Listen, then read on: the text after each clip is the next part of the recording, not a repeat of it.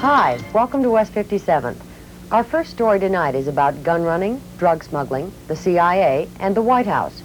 It's complicated, but it's a story that raises serious questions about whether White House officials knowingly broke the law.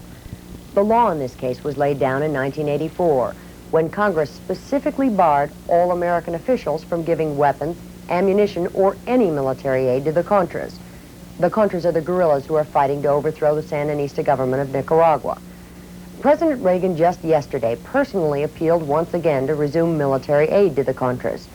Late today, the House narrowly approved $100 million for them. But what many of the congressmen weren't aware of before that vote is the following allegation: that the White House secretly directed a private aid network to arm the Contras when it was illegal for the White House to do that. This is a story that takes many roads, involves many people, but where all of them intersect is at a place called John Hall's farm. Northern Costa Rica, 30 miles from the Nicaraguan border in the Contra War. This is John Hall country. He's an American who's lived here more than 20 years. He owns or manages 8,000 acres along the Contra's southern front. I'm a rancher, a farmer, and absolutely nothing else. Just an Indiana boy transplanted to northern Costa Rica. Indiana boy transplanted. What is the extent of your involvement with the Contras? Indirectly, I've helped Contras through a humanitarian effort to help their wounded, to get people wounded in here and get them to the hospital. And I've never made any secret of that. It's been absolutely open. I wouldn't know anything about John Hall unless John Hall told me. And how many people would come up to you and say, I'm the CIA guy in Costa Rica? In the spring of last year, mercenary Stephen Carr spent 5 weeks around John Hall's farm training Contras. He broke probation when he went to join the Contra War. He's now serving time in an American jail. Carr says John Hall supplied the Contras their food and their weapons. John was the man in Costa Rica. He told you where you're going. We want this here, we want that there. He was the organizer. Stephen Carr is a liar. Stephen Carr is a boy that's been in trouble all of his life.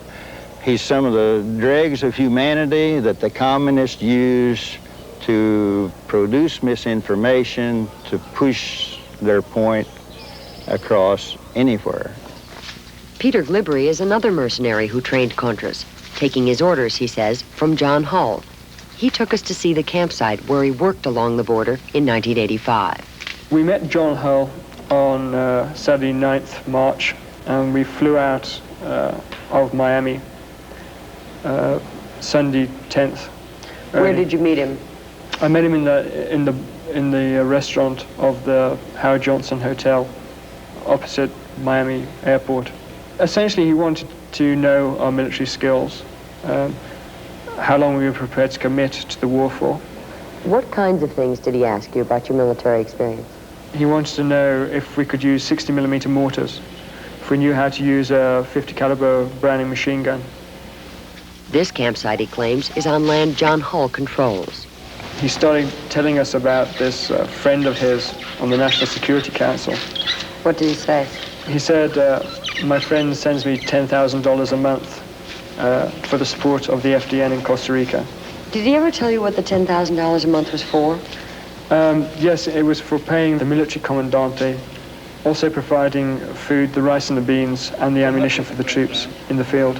Firing ranges were up over on that hill. And this is the log where we used to sit and drink coffee with the civil guard in the morning. So. How many of you were living here? 14 or 15. There were 3 trainers and the rest were Contras. Do you know anybody on the National Security Council? No, I do not. It's the same as you say with the CIA. I probably wouldn't know them if they walked in the door. There are many allegations that have been made that surround his farms, that surround him individually, and he is certainly one of the figures that we would like to know more about as part of this investigation. Democratic Senator John Kerry, who sits on the Foreign Relations Committee, has been investigating whether the White House secretly violated the congressional ban on military aid to the Contras. That investigation is in its 5th month. If, in fact, they have been trying to circumvent the will of Congress and provide aid notwithstanding that, that seems to me to be a very serious infraction. It's a constitutional violation. It's an infringement on the stated law of this country, if you will. How do you know all these mercenaries? How do they know you? They came through here on their way. We talked to them. They stayed overnight. They had breakfast here, and they wanted to know where to go and which road to take to get to the northern border.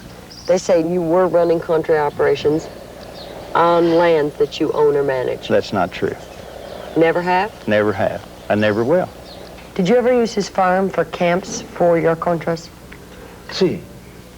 Until this year, Eden Pastor ran the largest Contra operation on the Southern Front. He was supplied off and on for 4 years by the CIA.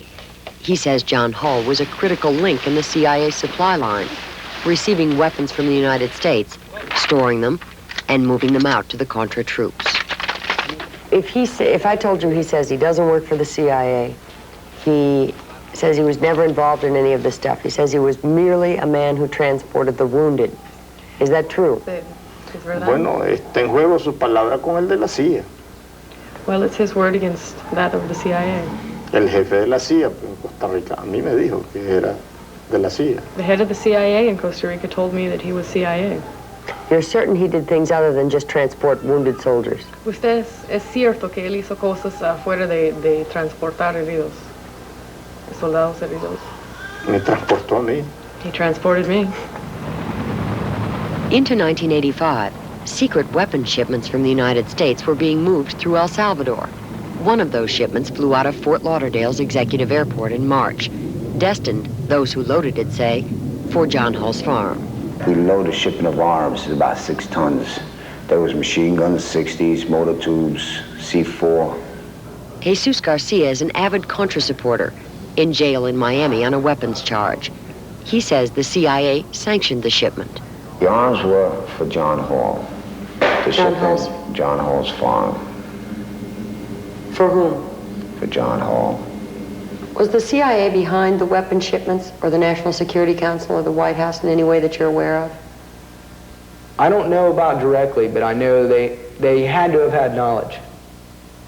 Absolutely. There's no way you can circumvent all the things. There's no way you can land at a military airport in El Salvador with a plane at a military airport unless somebody cleared it. A charter, commercial, civilian plane lands at a military airport. Somebody had to arrange it. Somebody had to arrange that. Anybody ever check the plane? What do you mean check the plane? They unloaded it.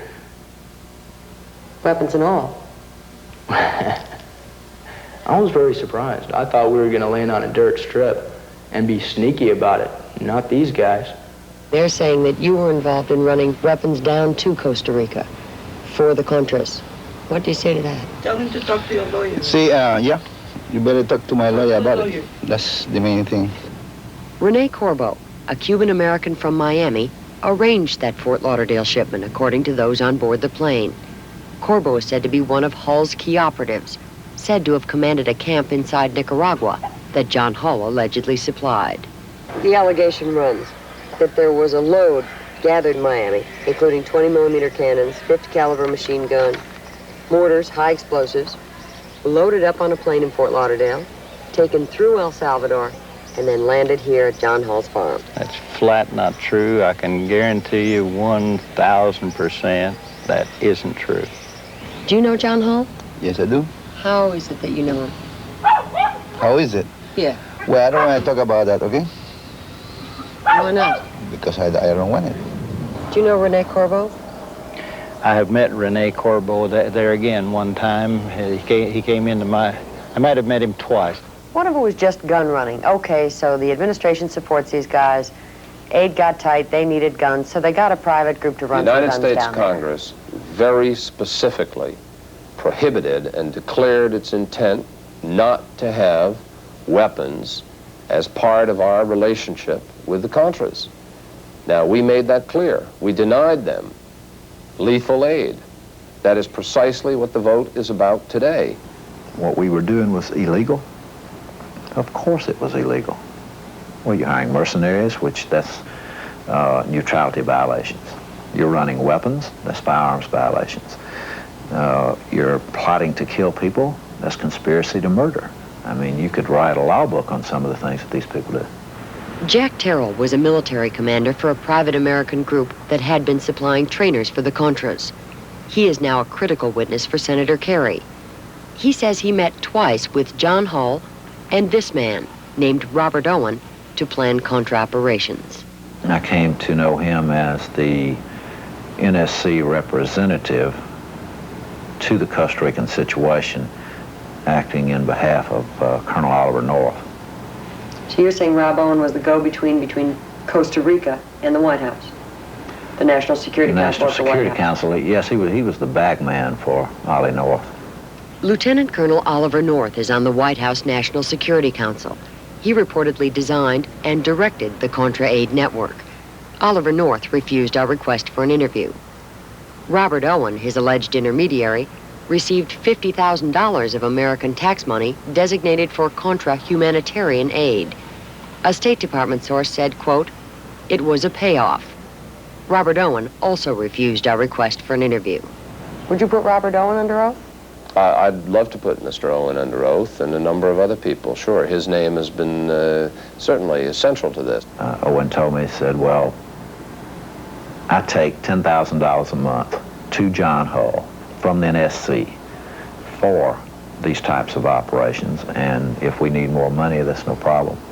Oh, I've met Rob on several occasions. Like I say, we're personal friends. I have no business dealings with Rob whatsoever. I have no idea even who the fellow works for. We're friends. We've met a few times, and that's all there is to it. Where have you met?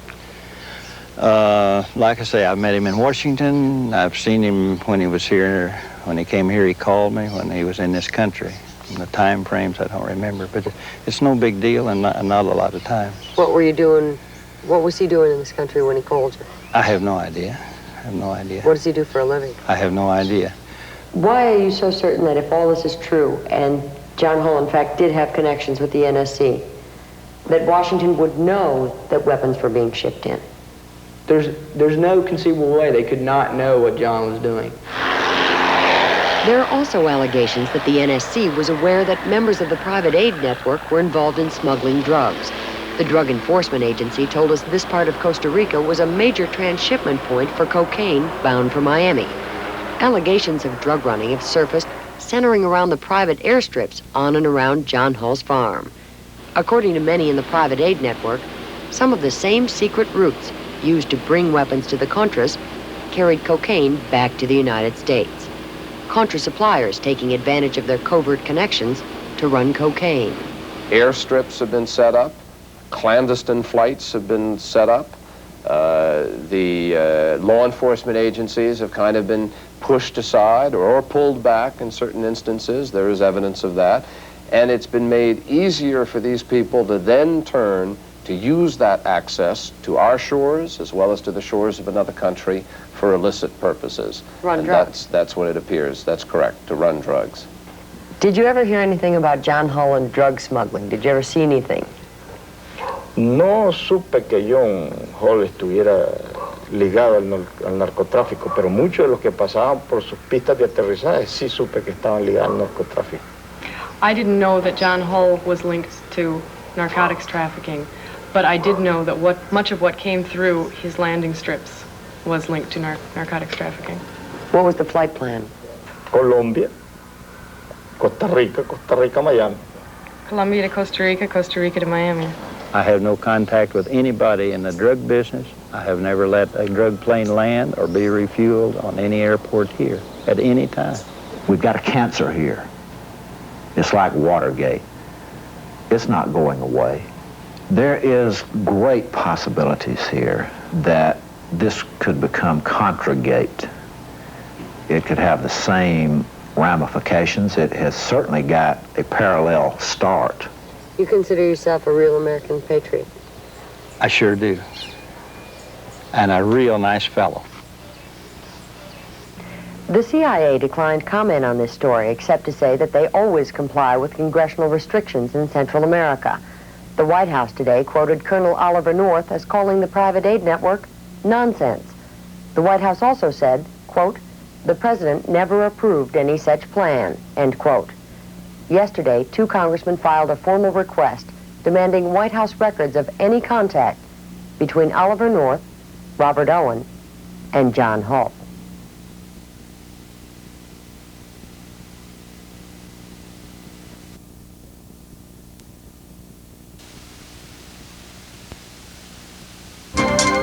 Good evening. Welcome to West 57th.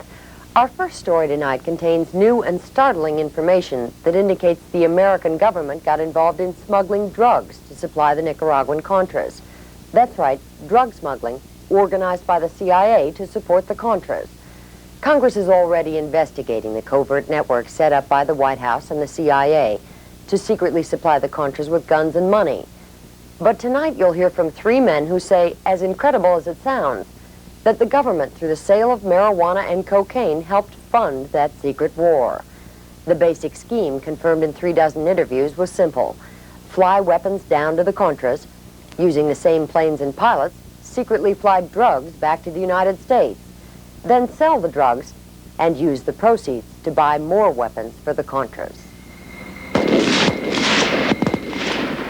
To keep the Contras armed and fighting, according to the Tower Commission, the White House started the secret weapons network in 1984. Those organizing the gun shipments included former and current CIA operatives.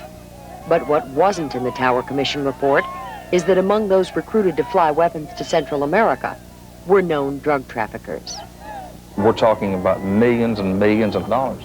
Do you really believe the government decided to get into the drug business in order to pay for the Contras?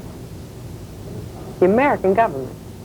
As incredulous as it may sound, I believe that not only decided to get into it, I think they orchestrated the whole thing. Mike Tolliver is a pilot whose principal occupation has been smuggling drugs. He's currently serving a 3.5-year sentence in a federal prison in Miami for a conviction unrelated to the secret flights he made for the Contras.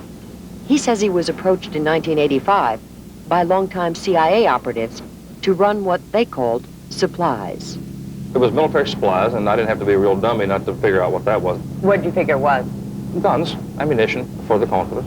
And that as an extra added bonus, we could either freelance on the way back. Meaning what? Well, meaning we could bring back our own cargo, and they would arrange it, or we could bring back their cargo without ever having to worry about interception, arrest, anything like this, that everything was taken care of. What kind of cargo were you talking about? Drugs. What kind of drugs? Whatever you wanted, marijuana, cocaine. Whatever you want to come back with, fine, we can make sure you don't get hit We can by make sure. customs. It was my understanding that they would make sure we wouldn't get caught. They would provide not only the cargo, but the landing areas, crews, everything. For drug runs? Yeah. They would also provide the drugs if you wanted? Absolutely, which indeed they did. Why would the CIA allow drug planes to come into the United States loaded with coke for the U.S.? Money. George Morales, the leader, here in the 1983. George Morales is a world champion boat racer. He is also a world-renowned cocaine trafficker whose empire extended from Colombia to Miami. Morales was indicted for running cocaine in 1984. He says the CIA used his indictment to pressure him into providing planes, pilots, and $3 million in cash to the Contras. He, too, is in federal prison awaiting sentencing on the 84 charge. So you're saying drug planes were allowed into the States as long as somebody was kicking some money into the Contra coffer? Definitely. Is this like just a one-time occurrence? No. Somebody snuck in? No. Frequent? Yes. Routine? Yes. Believe it or not, the entire business is compartmentalized. You've got, I'm like a teamster. You know, I'm in transportation. You got people that are in loading. You got people that are in offloading. You got people that are in distribution. People that are in sales. You know, it's like an IBM situation. Tolliver says he had 2 meetings with this man, Rafael Quintero, a veteran CIA contract agent who was coordinating secret weapons flights for the covert network. Then Tolliver made 2 flights. In March of 1986, he was instructed to fly to Honduras. He landed at the airstrip at Aguacate, a Contra resupply base set up by the CIA. We had about 28,000 pounds of military supplies, guns, ammunition, things like that. And when you landed in Honduras, no checking, no customs, no inspection? Well, I didn't think the customs people were going to be out there in the jungle, to be honest with you. What kind of cargo were you bringing back? 25,000 and change pot. 25,000 pounds of pot? Marijuana. Same plane. And same people you believe set you up with the arms? Exactly. Oh, of course that also set you up with the 25? Sure. 25,000 pounds of pot? And change, yeah, that's what the piece of paper they gave me said 25, I think, 360. So what do you do with that 25,000 pounds of pot? We take off from Tegucigalpa, Honduras, and we leave. To? South Florida. Where in South Florida? We landed at Homestead. Homestead? Air Force Base. You brought 25,000 pounds of marijuana and landed it at Homestead Air Force Base? That's correct. With whose clearance? I was given a discreet transponder code to Squawk about 2 hours south of Miami. I received my instructions from the ground for traffic separation and told them what my destination was. What did you say? I told them that we were a non-scheduled military flight into Homestead Air Force Base. What happened when you landed? We landed about 1:30, 2 o'clock in the morning, I guess. And a little blue truck came out and met us, and it had a little white sign on it that said, "Follow me." And you did? Two flashing lights, and we followed it, right. To where? Some area of the field. I have no idea. I've never been there before or since. Were you surprised you were going to land all this pot at Well, I was a Air little Force taken base? aback, to be honest with you. I was somewhat concerned about it. I figured it was a setup. They were going to, you know, or it was a DEA bust or a sting or something like that. And instead, nothing happens to you? No, the little guy in the truck puts us in the pickup truck and takes us out, and I get in a taxi cab. Did you get paid for the flight? $75,000. Tolliver identifies this as the plane he flew. The plane traces to a company that was hired by the government to fly humanitarian supplies to the Contras. At the same time, Tolliver made his flight. How do you know the CIA was aware of these drug planes entering the States? They actually saw the transaction. They saw the drug transaction? Yes. You mean like unloading a plane full of coke, or Yes. what? They saw that? Yes. Here in the States? No. Where? Out of the state. Central America. Yes. According to Morales and 7 other sources, weapons from the United States were shipped here to northern Costa Rica, only miles from the Contra War. They say the planes landed at several airstrips controlled by this man, John Hull, a CIA operative placed by the Tower Commission in several meetings with Oliver North. A half-dozen sources call Hull a key player in North's secret weapons network. They say it was under Hull's direction that the guns were taken off the planes and the cocaine loaded on, destined for the United States. There's never been any drug movement through this zone or through any of our farms, because on each farm the foreman has a log of every airplane that lands, of all the movements that's made there. And we have kept these not for me, but for the Costa Rican narcotics people. It's kept by your employees. Ostensibly, if you're any good at doing this kind of thing, you wouldn't put it in the law. I'm not that good, Jane. There's never been anyone land here that I didn't know exactly who they were. You are aware of planes loaded with drugs and planes loaded with weapons landing and using the airstrips of John Hull? Yes, I'm aware of that. Did they do this in the middle of the night? Perhaps they did it and he wouldn't be aware of it? Is it possible?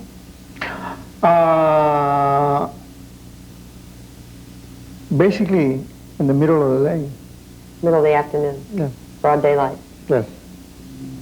How much was he getting for each landing when you would come through with a drug plane? That I'm aware, $300,000. I took 2 loads, small aircraft loads, of weapons to John Hull's ranch in Costa Rica and returned back to Florida with approximately 1,000 kilos of cocaine. 1,000 kilos of cocaine? Yeah, 500 each trip.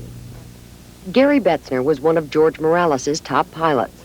He, too, is in federal prison in Miami on an unrelated drug conviction.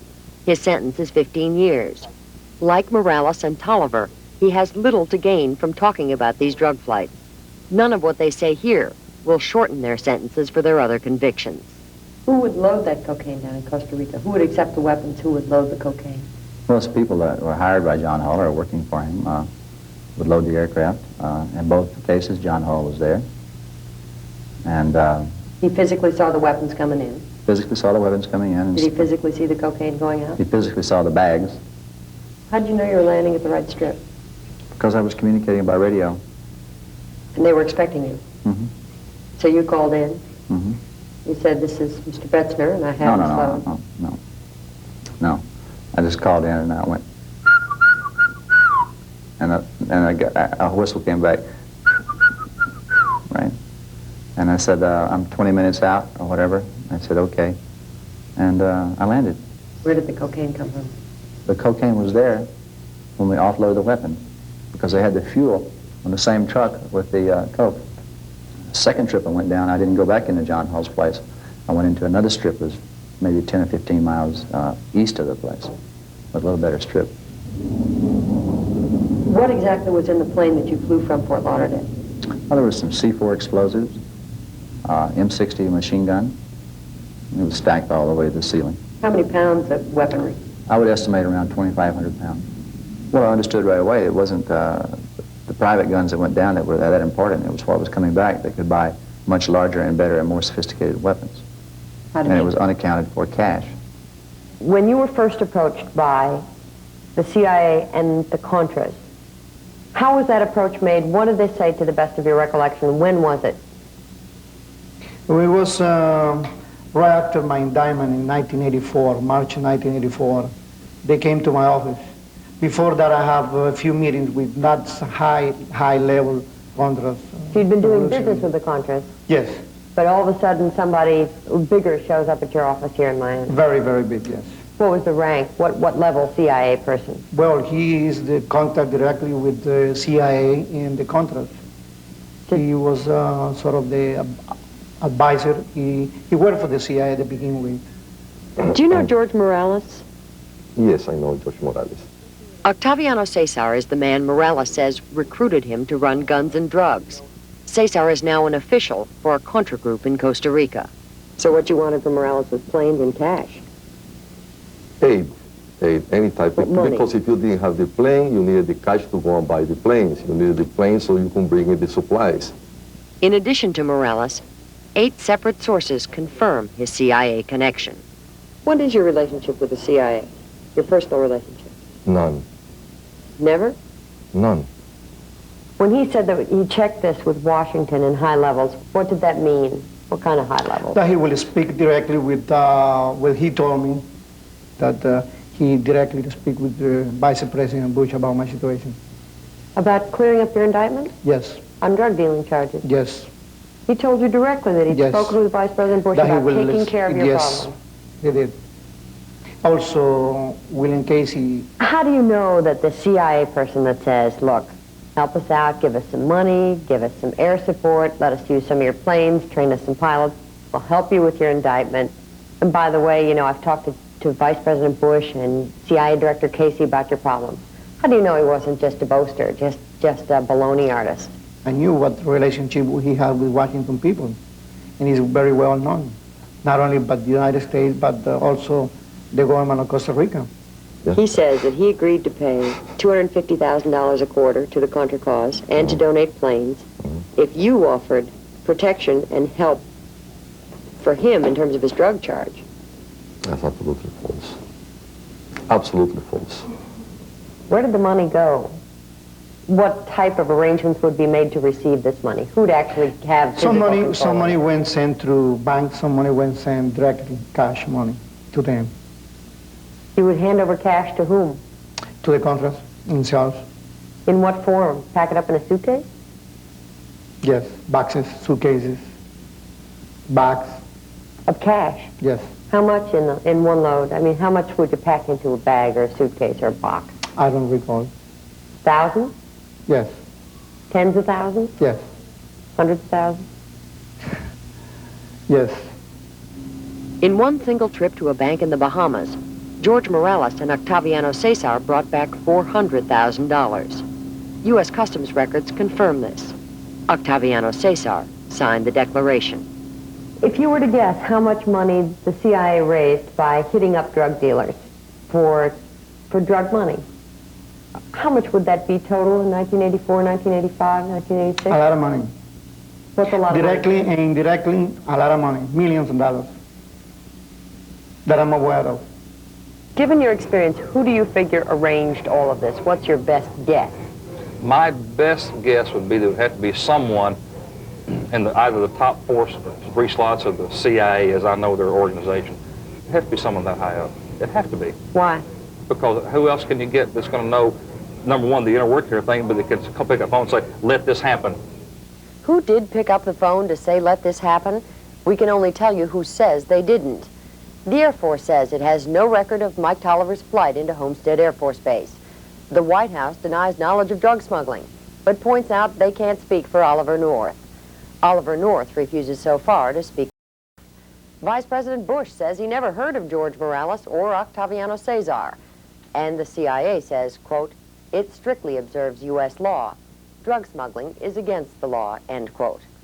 Mike Tolliver, George Morales, and Gary Betzner will testify before Congress next month.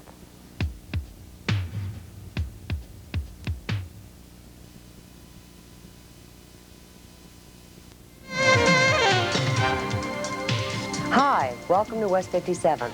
Our first story tonight concerns more information on the connection between the Contras in Central America, the United States government, and cocaine. When we first reported that connection 3 months ago, we told you that the White House and the CIA had used known drug traffickers to arm the Contras. The guns were brought down to the Contras, and the drugs were brought back to the United States. The CIA called our story scandalous defamatory journalism at its worst. The current congressional hearings investigating the Iran Contra scandal have not dealt with these drug charges, even though many of those accused of drug trafficking worked for Oliver North in the network he set up to supply the Contras. But now there's another committee, just across Capitol Hill, that's taking the drug connection much more seriously. The Senate Foreign Relations Committee has recently started its own hearings behind closed doors. One of the operations that committee will likely look into is the subject of our report tonight. It's an operation that raises disturbing questions about how the American government kept the Contras supplied with guns and money when it was illegal to do so, and who the American government tapped to do the dirty work. The operation involves an obscure little shrimp company that has a strange relationship with the State Department, the CIA, and the men who worked for Oliver North.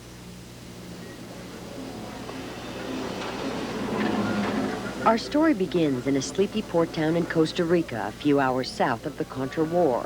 It is here that those keeping the Contras in guns and money apparently joined forces with those suspected of keeping America supplied with cocaine. It started with a little shrimp company. 4 sources say the CIA found it first and used it as a CIA front. The company is called Frigoríficos de Punta Arenas. It has facilities in Costa Rica and an American partner tucked away in the back of a Miami shopping mall. The Miami partner is called Ocean Hunter. It was a company for seafood, importation of seafood. It was just a front. What they really wanted to import was cocaine. Jesus Garcia worked in the secret weapons network set up to supply arms to the Contras. He says while Ocean Hunter was importing cocaine, it was exporting guns and money to the Contras. He is now in prison on an unrelated weapons charge, due for release later this year. The CIA, they have a lot of front companies for moving money, arms, supply, people. Ocean Hunter was established as a front. In March of 1985, Jesus Garcia helped load a secret illegal weapon shipment to the Contras that left from this Fort Lauderdale airport. He is one of 2 witnesses who said the flight was paid for by a partner in the Ocean Hunter company. We loaded a shipment of arms, about 6 tons. There was machine guns, 60s, motor tubes, C4. The weapons were flown to El Salvador to a military airbase, the staging area for most of the secret weapons flights arranged by the White House and the CIA. Garcia says the arms he loaded up had been stored in Miami safe houses, including the home of Francisco Paco Chanis, a partner in the Ocean Hunter company. Garcia says Paco Chanis was running more than guns. Remember, Paco Chanis was moving Oliver North's arms shipment. Paco Chanis had a cocaine shipment 10 feet away from Oliver North's arms shipment. Yet, nothing is said, nothing will be said, because Paco could just turn around and put the finger on the U.S. government. The people involved in the network were involved in drugs. Including Ocean Hunter. Including Ocean Hunter. John Mattis is a public defender in Miami who stumbled on the murky arms and drug network while representing Jesus Garcia. It was the FBI agents themselves in interviews with Mr. Garcia that turned to Mr. Garcia when he says, indeed, it was Francisco Chanis, whose house I picked up weapons from. They turned to Mr. Garcia and said, we're investigating him for drugs. That was January 1986. We're now a long time beyond that, and nothing's happened. Hello. Paco Chanis here, please. We went looking for Francisco Paco Chanis at the Miami office where Ocean Hunter is still in business. Whatever business it is that they're in. No one here wanted to talk. Could you tell me how to get a hold of Mr. I don't know about Mr. Chanis. Mr. Chanis owns this. Can you tell me what Ocean Hunter does, sir? Or who you might be? I'm Jane. What does Ocean Hunter do? Well, I don't know. I'm just visiting here. You're just visiting? Yeah. Who works here? Well, I don't know. I'm just delivering something. Well, what kind of stuff are you delivering? An envelope, that's it. An envelope. Well, do you know what they do for a living? I don't know. It's Can you tell me? lot of... Here you are, Paco. I'm the manager here, ma'am. Out, What's your please. name? Out. Though he refused to identify himself, 2 sources later said this man is Paco Chanis. He declined our request for an interview. Ocean Hunter is not only accused of helping the Contras with weapons, they also allegedly gave cash. During the ban on government aid, Ocean Hunter's money man says he secretly delivered $200,000 a month to the Contras. Now, there seems to be a big thing to do about the CIA having connections with drugs. It might be news now, but it's something that has been quite prevalent for quite some time. Ramon Millan Rodriguez was one of the biggest dealers in dirty cash in the world before he was sentenced to 35 years in prison for money laundering and cocaine trafficking. He says his clients included the Colombian cocaine cartel, the CIA, and Ocean Hunter. Government sources confirm all 3 claims. Did anybody in the CIA ever suggest that you should work with Ocean Hunter? An individual with alleged government connections, which I cannot say what agency of the government he dealt with, it I don't know, asked me to look favorably on this company. On the Ocean Hunter account? Yes. To please handle their money? Yes. Please do what they needed. Please duck large amounts of cash, make payments to the Contras, whatever they needed. Whatever they needed. Congressional sources identified the individual as this man, Felix Rodriguez, a veteran CIA man who became a key player in Oliver North's network. When Rodriguez appeared before the Iran Contra committee, he was not asked about drugs or Ocean Hunter. Did he say whether there was anything in it for you? There was nothing in it for me except goodwill. When did I need a lot of goodwill. When did he ask you to do that? Late 84. So somebody you know, in the past has worked for the CIA, may or may not be working for the CIA when he approaches you, may be working for the NSC, for example. Could have been working for Oliver North, could have been working for William Casey. Who knows? He just comes and says, do what you can for this Ocean Hunter firm. Precisely. Hello? When we went back to Costa Rica to ask if some of that cash had been moved through Ocean Hunter's partner company, we couldn't even get inside the gate. Could we please speak to Mr. Nunez? We were told the company director, Moises Nunez, doesn't even work here. I'd like to speak with Mr. Nunez, or make an appointment. Well, would you be Mr. Nunez? May I talk to you for a moment, please, sir? I'm Jane Wallace from CBS News, and I just want to speak with you for a moment. None of the Ocean Hunter principals would answer our inquiries by phone and registered letter about money laundering, Felix Rodriguez, or drug trafficking.